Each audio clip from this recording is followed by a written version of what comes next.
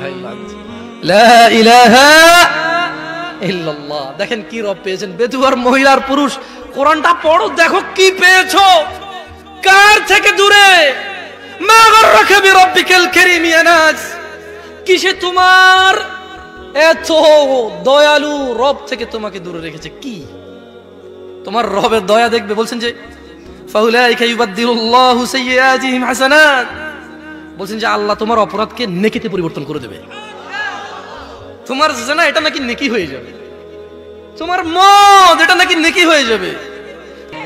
কি রব পেয়েছো মানুষ, ইয়া নাস, কি রব পেয়েছো। কার থেকে দূরে তুমি? তুমি কার কিতাব পড়ো না, তুমি কার কথা পড়ো না, তুমি দেখেছো কখনো তিনি তোমাকে কত ভালোবাসে?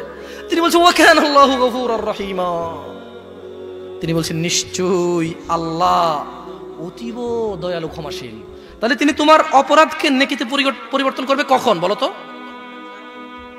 এই যে তোমরা ওয়াজ শোনো, বুঝো না, আল্লাহ মুসিবত, আল্লাহ একটু মনোযোগ দিয়ে শুনতে হবে। ইল্লা মান তাব, তবে যে ব্যক্তি অপরাধ থেকে ফিরে এসে ওয়া আমিলা সালিহা, নেক কাজ করবে, মানে অপরাধ ছেড়ে দিয়ে ভালো কাজ করবে, তার অপরাধকে আল্লাহ কি করবে?